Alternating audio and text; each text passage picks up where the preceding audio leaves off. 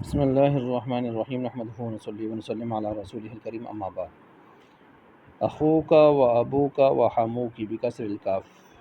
لأن الحم قریب المرأة من جانب زوجها۔ اچھا جی، یہاں سے اسماء ستہ مکبرہ کو شروع کر رہے ہیں اور اس میں متمکن کا جو معرب کا اعراب ہیں وہ بیان ہو رہے ہیں نا۔ تو یہ اسماء ستہ مکبرہ 6 اسماء جو ہیں ان کو یہاں پر بیان کر رہے ہیں۔ سبق نمبر 43 ہے شرح جامی کا۔ نفس مسئلہ تو بالکل آسان سا واضح سا ہے کہ اسماء ستہ مکبرہ کا بیان، ان کا اعراب بیان فرما رہے ہیں، اور ان کا اعراب بالحرف لفظی ہے، اعراب بالحرف لفظی ہے۔ رفع واو لفظی کے ساتھ جو ہے وہ آئے گا، نصب الف لفظی کے ساتھ آئے گا، اور جر یا لفظی کے ساتھ، جانی ابو کا، رأیت ابا کا، مررت بابی کا۔ یہ تو سمپل سی بات ہو گئی، تو پیچھے بھی آپ نے پڑھی۔ اب یہاں پر چند باتیں ہیں۔ پہلی بات تو یہاں پر یہ ہے کہ ماقبل سے اس کا ربط جو بنتا ہے وہ یہ ہے، ماقبل بحث ہے کہ پیچھے اعراب بالحرکت حقیقی و حکمی کو بیان کیا، اور چونکہ اعراب بالحرکت حقیقی اور حکمی یہ اصل تھے تو ان اصل کو مقدم کیا۔ یہاں اعراب بالحرف کو بیان فرما رہے ہیں۔ اعراب بالحرف حقیقی چونکہ اصل ہے حکمی کے مقابلے میں، اس لیے حقیقی کو پہلے حکمی پر مقدم کر کے لا رہے ہیں۔ دوسری بات یہاں پر یہ ہے کہ ان اسماء کی لفظی تحقیق کو اگر ہم دیکھیں تو ابن، اخن، حمن، ہنن، یہ چاروں ناقص واوی ہیں۔ اصل میں تھے اخاون ناقص واوی۔ ناقص واوی جانتے ہیں نا، صرف میں ناقص کسے کہتے ہیں؟ لام کلمے کے مقابلے میں حرف علت ہو، واو ہو واوی، یا ہو یائی۔ دعاون، دعا دعاون، رما رمایون، تو یہ ناقص واوی ہیں 6 میں سے، اخن اخاون، حمن حماون، ابن اباون، اور ہنن ہنون۔ ٹھیک ہے، یہ ہو گئے یہاں پر ناقص واوی۔ ان کو واو کو قالا والے قاعدے سے ماقبل چونکہ مفتوح تھا الف سے تبدیل کیا، اور جب الف سے تبدیل کیا تو الف ساکن ہے تو تنوین بھی تھی، تو التقاء ساکنین آ گیا تو گر گیا پھر وہ الف۔ ٹھیک ہے، تو کیا بن گئے؟ ابن بن گئے، اخن بن گئے، ہنون بن گئے، حمن بن گئے۔ ٹھیک ہو گیا، یہ یہاں پر پھر اس طرح ہو گیا۔ اب اضافت کی وجہ سے جب جو ہے وہ اس ترتیب سے، یعنی جو التقاء ساکنین کی وجہ سے یہ چونکہ گرا تھا نا، اس کو واو کو ہم نے گرایا تھا، اور جو وہ الف سے تبدیل کیا قالا والے قاعدے سے، تو پھر جب ہم نے اس کو اس طرح ہوا کہ واو جو محذوفہ تھی، جب ہم نے اس کو دیکھا، پھر جب وہ جو تنوین کی وجہ سے التقاء ساکنین ساتھ آیا تھا نا، تو تنوین جب ہم نے اس کو مضاف کیا ان حروف کو، تو مضاف کی وہ ہونے کی وجہ سے آپ کو پتہ ہے تنوین گر جاتی ہے، کہ تنوین گر جاتی ہے تو التقاء ساکنین کا کھاتا بھی ختم ہو جائے گا، پھر یہ واو واپس آ سکتی ہے، اس کو واپس لے آئیں گے قولن والے قاعدے سے، قولن والے قاعدے سے۔ تو جب وہ واو جو ہے وہ واپس آ جائے گی تو پھر ہم اس کو اسی طرح اسی ترتیب سے پڑھیں۔ تو پھر اضافت کی وجہ سے جو ظاہر بات ہے وہ واپس آ جاتا ہے، تو ہم پڑھتے ہیں اس کو اخو کا، وہ واو واپس آ جاتا ہے، ابو کا واو واپس آ جاتا ہے، اسی ترتیب سے ہم اس کو پھر پڑھتے ہیں۔ ٹھیک ہے، اچھا، بہرحال یہ چاروں ناقص واوی ہیں، اور انہی کی طرف مصنف نے اشارہ کیا ہے نا، هذه الاسماء الاربعۃ منقوصات واویۃ، یہ ناقص واوی ہیں نا۔ ٹھیک ہو گیا۔ اچھا، اب ذو مالن پانچواں جو ہے یہ لفیف مقرون ہے۔ اصل میں یہ تھا زواون، ایک واو کو تخفیف کے لیے حذف کر دیا تو زون ہو گیا، پھر کثرت استعمال کی وجہ سے خفت پیدا کرنے کے لیے واو کو ساکن کیا اور اس کے ماقبل کو ضمہ دے دیا اس واو کی مناسبت سے، تو ذو ہو گیا۔ یہ چونکہ پھر ذو اس میں جنس کی طرف مضاف ہوتا ہے، اور ضمیر اس میں جنس نہیں ہوتی، تو اس لیے باقی تو ضمیر کی طرف مضاف ہو رہے ہیں لیکن یہ ضمیر کی طرف مضاف نہیں ہوتا، اور ضمیر کی طرف اس کا مضاف ہونا شاذ ہے، ذبوح جیسے اس کی مثال دی جاتی ہے۔ تو یہ اس میں جنس کی طرف مضاف ہوتا ہے، ضمیر کی طرف نہیں کرتے اس کو مضاف، تو اس لیے ضمیر کی طرف اس کو مضاف نہیں کرتے۔ تو اسی کی طرح مصنف نے اسی وجہ سے اشارہ کیا، کما اشارہ الیہ، دیکھیں یہاں پر کہ کما بقولہ، آپ نے اس قول کے ساتھ وَإِنَّمَا أُضِيفَ ذو إِلَى الْإِسْمِ الظَّاهِرِ، إِلَى الْإِسْمِ الظَّاهِرِ۔ اچھا آگے فو کا، یہ اجوف واوی ہے، فو کا اجوف واوی ہے، اور اصل میں تھا فواون، فواہون، فواہون، لام کلمہ اس کا ہا تھا، ہا کو خلاف القیاس حذف کر دیا تو پیچھے رہ گیا فون، فون، واو پر حرکت آنے کی صورت میں ما قبل مفتوح قال والے قاعدے سے الف تبدیل کیا تو تنوین اور الف سے التقاء ساکنین آ گیا، تو واو وہ جو بنا تھا وہ گر گیا، تو اس کے بعد فا رہ گیا۔ اب جب فا رہ گیا تو اب اس کا التباس آ رہا تھا حروف تہجی والے فا کے ساتھ، پتہ نہیں چلے گا کہ یہ فا اسم والا ہے، اس میں مصغر والا ہے، یا حروف تہجی والا فا ہے، تو اس التباس سے بچنے کے لیے اس کے ساتھ میم لگا دی، اس واو کو میم سے بدل دیا نا جو سو گرا رہے تھے، کیونکہ واو، با، فا، میم یہ سب حروف شفویہ ہیں، ایک دوسرے سے بدل جاتے ہیں، تو بدل گئے، پھر ہم نے اس کو پھر کیا پڑھا، وہ فمن پڑھا، ہم نے فمن پڑھ دیا۔ اب اضافت کی وجہ سے وہ جو تنوین کے ساتھ التقاء ساکنین کی وجہ سے سلسلہ ہو رہا تھا، تو واو وہاں پر گرایا گیا تھا نا، اب اس کو پھر واپس لے آیا ہم جب اضافت کر رہے تھے، تو فوکا ہو گیا، فوکا کیا ہو گیا، فوکا۔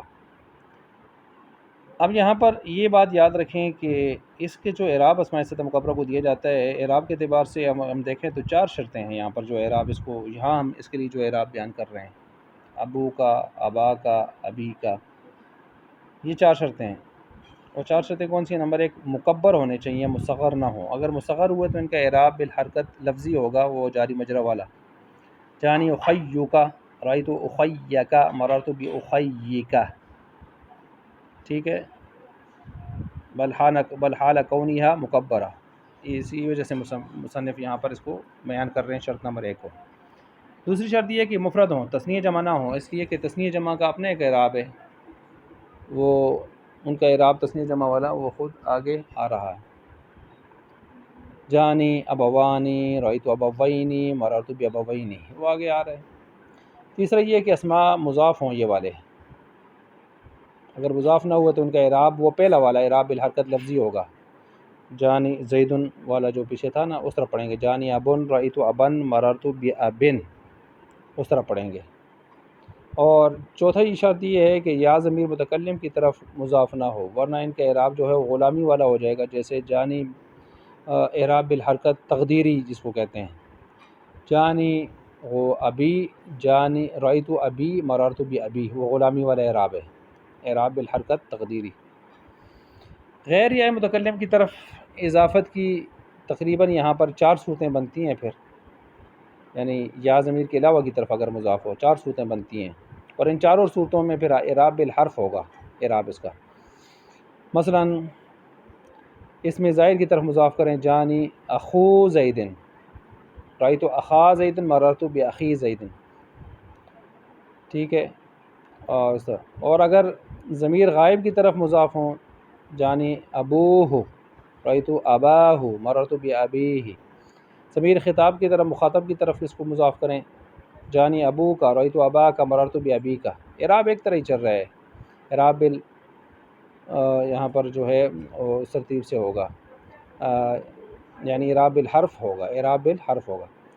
اور نمبر 4 جمع متکلم کی طرف ہوں، جانی ابونا، مررت ابانا، رأیت ابانا، مررت بابینا،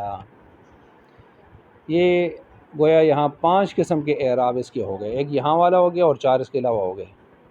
اب اس تیسری جو بات ہے اس پر 2 اعتراض ہو رہے ہیں، ایک یہ ہے کہ شارح ان 2 اعتراضوں کا جواب یہاں پر چونکہ دے رہے ہیں۔ ایک اعتراض تو یہ ہو رہا ہے نا کہ جب 4 شرطیں تھیں تو شارح صرف آخری 2 شرطوں کو بیان کیوں کیا اس نے، پہلی 2 شرطیں کیوں چھوڑی ہیں، ان کے ساتھ کوئی دشمنی تھی؟ تو جواب دیا ان وانما لم یصرح بہذین القیدین، وہ پہلی دو شرطیں جو ہے وہ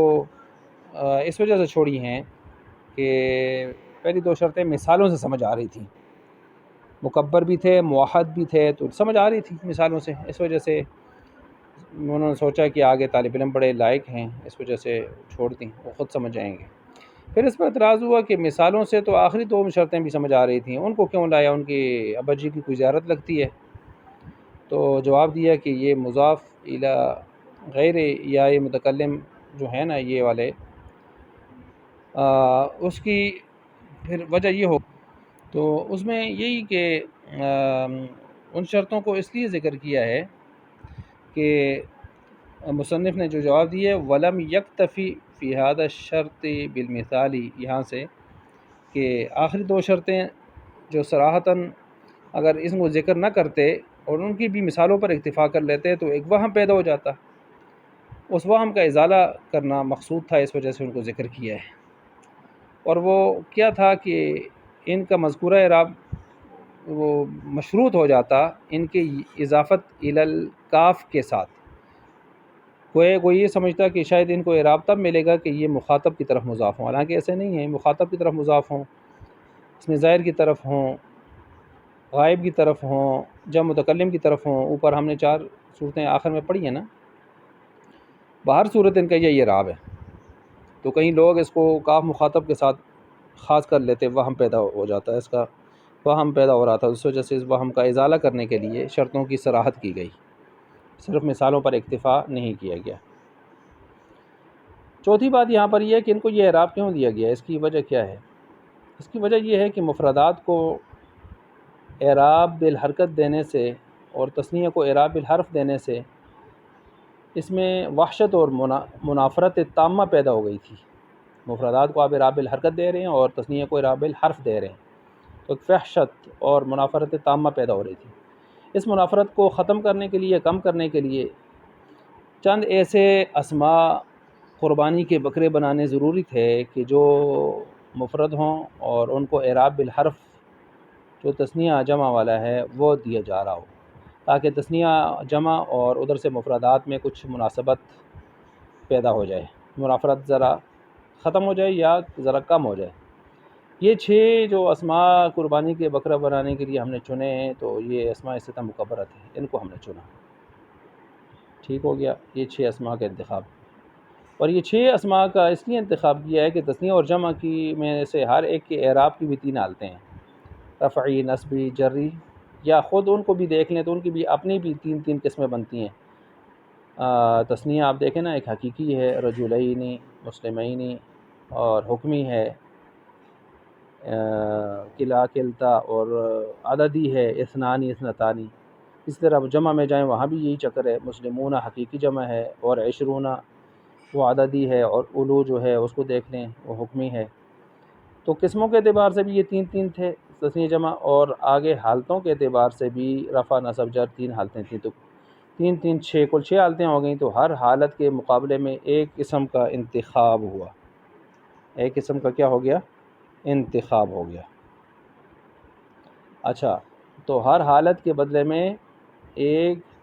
قسم کا انتخاب کیا، تو یوں 6 اسماء آ گئے، اسماء ستہ مکبرہ۔ اور